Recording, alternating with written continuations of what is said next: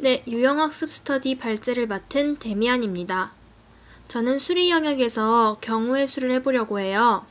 경우의 수는 마치 그때 대체 가능한 어휘와 같이 얘는 쉬워 보이지도 않죠. 근데 어려우면서도 자칫 잘못하면 실수하기 쉬운 유형이잖아요. 그래서 경우의 수를 점검해보고 우선 관련 개념들을 점검해보고 그 다음에 출제 문제들을 검토하면서 상황별 어떻게 대처를 해야 하는지 그런 주의점 등을 같이 알아보았으면 좋겠습니다. 우선 경우의 수의 출제 의도는 미래 발생 가능한 사건을 예측하기 위해서예요. 경우의 수 계산이라든지 확률과 통계 이 부분 모두는 이렇게 미래 발생 가능한 사건을 예측하기 위해서 하는 것이어서 사람들이 평소에 잘 사고하지 않는 쪽에 머리를 요한다고 해요. 그래서 보통 사람들이 접근하기 어려워하는데 그래도 우선 우리는 현재 주어진 정보를 최대한 활용해서 미래를 예측하도록 노력해야겠죠. 그리고 지금 진행에 있어서 또 한 말씀 드리자면 제가 이 폰방이 처음이라 조금 손이 막 흔들리고 막 그런 일이 있을 수도 있는데 다음엔 좀 더 안 그러도록 주의할 테니까 양해를 좀 구할게요. 그 다음에 그래서 이것의 접근 방법은 우선 첫 번째는 구하고자 하는 것이 무엇인지 알아봐야 돼요. 여기서 순열을 사용해야 되는지 조합을 사용해야 되는지 중복순열, 중복조합 뭘 원하는 거지? 그 다음에 두 번째는 전개 방식을 결정해야 돼요. A 플러스 B, 즉 A 사건 더하기 B 사건의 합의 법칙을 풀어야 되는 건지 아니면 A 곱하기 B인 건지 아니면 어디까지 순열을 써주고 어디까지 조합을 써줘야 되는 건지 이렇게 전개 방식을 결정해주고 또는 도형에서는 뭐 어디까지를 어떤 점까지의 경로를 구해야 되는지 이것을 명확히 해준 다음에 그 다음에 이젠 계산에 들어가야 되는 거죠. 그래서 우선 관련 개념을 점검해보면 우선 합의법칙과 고배법칙이 있죠. 합의법칙이라는 것은 동시에 일어나지 않는 사건, 즉 독립적인 사건들을 말을 해요. 그래서 A 사건 더하기 B 사건, 그래서 오어 개념으로 연결돼서 1시간 동안 수학 또는 언어 또는 외국어 중에 뭘 풀래? 라고 하면은 총 가지수가 3가지가 되는 것이고 동시에 연달아서 일어나는 개념을 구하면 A 곱하기 B가 돼서 AND의 개념으로 연결이 되죠. 그래서 1시간 동안 수학, 언어, 외국어 어떤 순서로 풀래? 라고 하면은 3 곱하기 2 곱하기 1 해서 6이 되죠. 그 다음에 이제 순열과 조합인데요. 순열과 같은 경우에는 전체 중에서 몇 개를 뽑아서 순서대로 나열하는 경우의 수 해서 NPR은 NPEC 분의 N-R팩으로 구하고 조합과 같은 경우에는 전체 중에서 몇 개를 순서 없이 선택하는 경우의 수 그래서 NCR, NPEC 분의 N-R팩 나누기 R팩 이것은 즉 NPR에서 R팩을 해주는 건데 이 의미는 R의 순서를 나열하는 방법을 제고해주는 것이죠. 그럼 여기까지 우선 관련 개념을 점검한 걸로 하고 이제 구체적인 문제로 들어가 볼게요.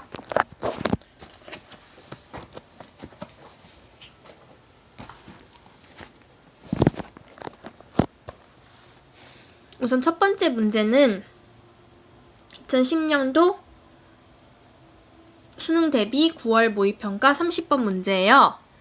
다음 표와 같이 3개 과목에 각각 2개의 수준으로 구성된 6개의 과제가 있다. 각 과목의 과제는 수준 1의 과제를 제출한 후에만 수준 2의 과제를 제출할 수 있다. 예를 들어 국 A, 수 A, 국 B, 0A, 0B, 수 B 순서로 과제를 제출할 수 있다. 6개의 과제를 모두 제출할 때 제출 순서를 정하는 경우의 수를 구하시오. 이거는 우선 이것이 중복순열임을 아는 것이 되게 중요해요. 즉 원하는 유형을 인식하라는 거죠. 그래서 그러니까 국 A를 제출해야만 국 B를 제출할 수 있고 수 A를 제출해야만 수 B를 제출할 수 있고 0A를 제출해야만 0B를 제출할 수 있으니까 국어, 수학, 영어 그 각각에선 이미 순서가 정해져 있는 거죠. 그러면 마치 AA, BB, CC를 나열하시오와 같은 문제와 같이 이것은 중복 순열을 묻는 것임을 알 수 있고 따라서 이것을 구하는 경우의 수는 중복 순열이니까 6팩 분의 2팩 곱하기 2팩 곱하기 2팩 즉 국어의 순서 나열법을 제거하고 수리의 순서 나열법을 제거하고 외국어의 순서 나열법을 제거함으로써 6, 5, 4, 3, 2, 1 분의 2, 2, 2 해서 4 제거되고요. 2 제거돼서 즉 30 곱하기 3이니까 정답은 90까지가 나옵니다. 즉 그래서 이것은 어떤 순열 조합, 중복 순열, 중복 조합 등 어떤 유형을 원하는지를 명확히 인식하라는 것을 전하고 싶었어요. 그 다음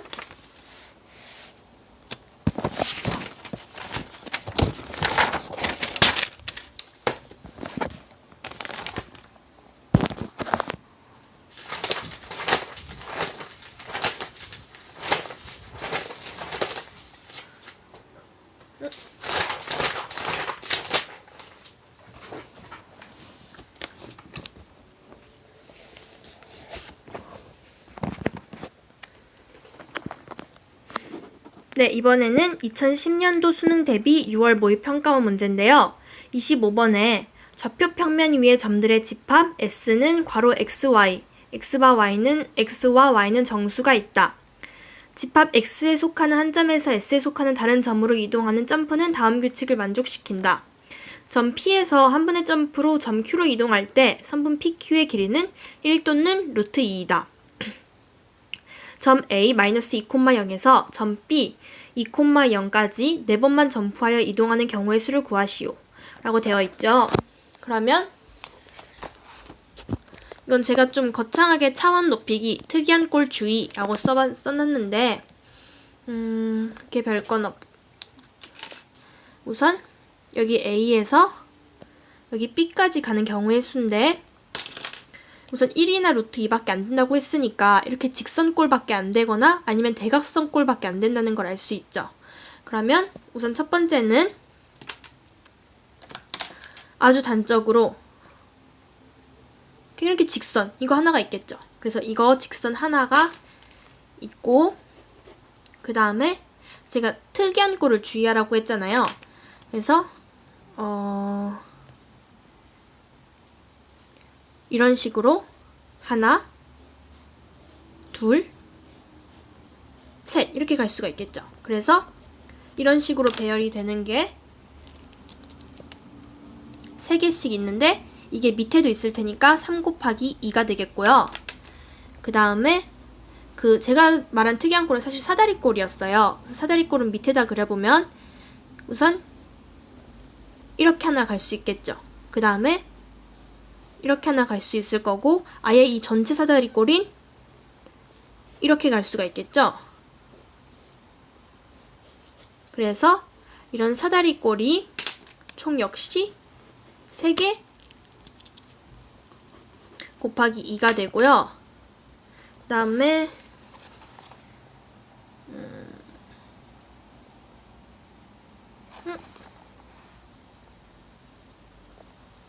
잠시만요.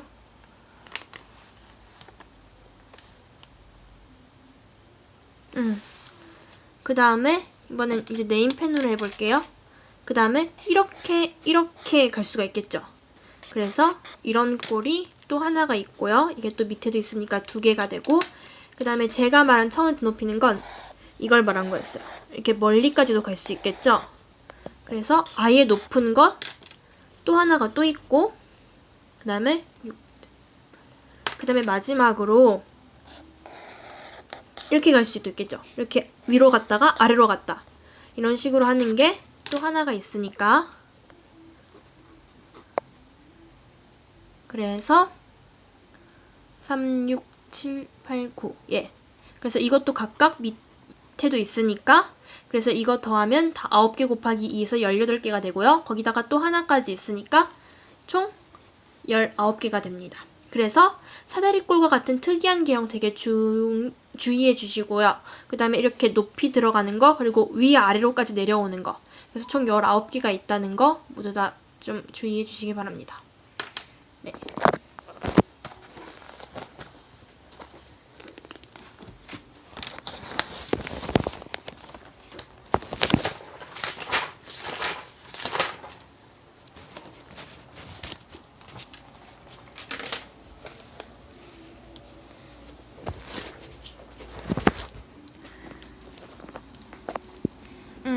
그 다음에 마지막이 아니라 이거는 2009학년도 수능 25번 문제인데요.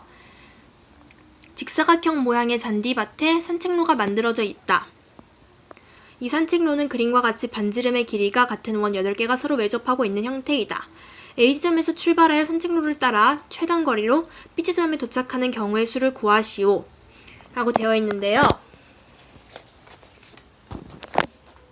이거는 제가 유형을 치환, 익숙한 꼴로 변형이라고 붙여봤어요. 그래서 지금 묻는 거는 여기 A점에서 여기 B점까지 갈 수 있는 경우의 수를 구하라는 거예요. 그러면은 이제 막 원으로 계산해야 된단 말이에요. 이렇게 하나, 둘, 셋, 넷, 다섯 이렇게 해야 되고 또 하나, 둘 이렇게도 갈 수도 있거든요. 하나, 둘 잠깐만요. 하나 이거를 하나로 계산할게요. 그럼 하나, 둘, 셋, 넷, 다섯, 여섯, 일곱, 여덟 여덟 개만 지나가면 되니까 하나, 둘, 셋, 넷, 다섯, 여섯, 일곱, 여덟 이렇게도 가도 되거든요. 그럼 이렇게 하면 되면 너무 복잡해져요. 그래서 여기서 그러니까 마치 가항하천 같은 거 알죠? 그러니까 하천인데 배가 지나갈 수 있는 하천을 따로 표시해주는 것처럼 이것도 얘가 갈 수 있는 거리만 따로 표시하도록 해봐요. 그러면 이렇게 직선으로 이을 수 있겠죠? 이렇게 직선으로 이렇게 쭉 이을 수 있는데 이거를 모두 다 이어보면은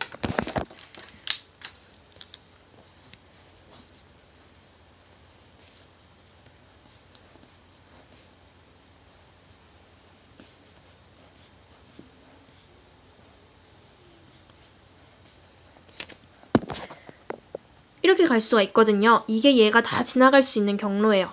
이렇게 직선으로 바꾸게 되면은 어디서 많이 보던 유형이 나오죠. 되게 우리가 익숙하게 많이 보았던 그런 꼴로 치환을 해줄 수 있잖아요. 그래서 저 같은 경우는 바보같이 여기도 강한 경로로 계산해버려서 그러니까 갈 수 있는 경로로 계산해버려서 좀 잘못 계산을 했었어요. 근데 이러면 안 되고 여기와 여기만이 갈 수 있다는 사실, 여기만이 지나갈 수 있다는 사실을 항상 상기하면서 이렇게 갈 수 있는 그러니까 곡선을 직선으로 바꿔줘요. 그러면 이거를 또 회전을 시켜주면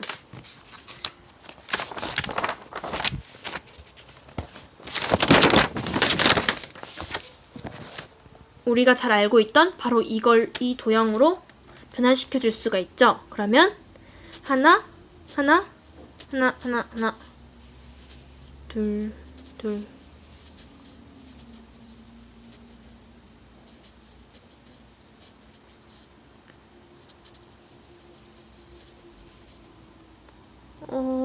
또 틀렸어.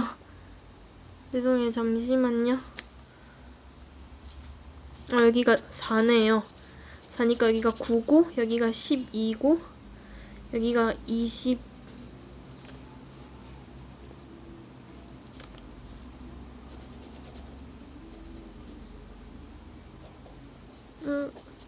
또 틀렸네. 잠시만요.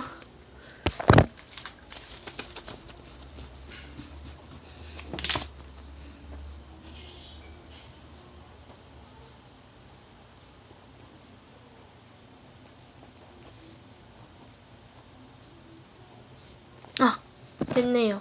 죄송해요. 제가 당황해서 계산을 잘못했었나봐요. 그래서 하나하나 이런 식으로 하면은 이건 우리가 늘상 해오던 거잖아요.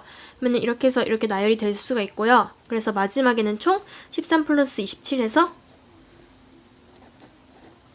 40이 나오게 됩니다. 그래서 정답은 40. 그래서 제가 하고 싶었던 말은 이런 곡선을 괜히 낯설어 하지 말고 직선 형태로 바꿔줌으로써 우리가 익숙한 꼴로 변형을 시도해 보라는 거예요.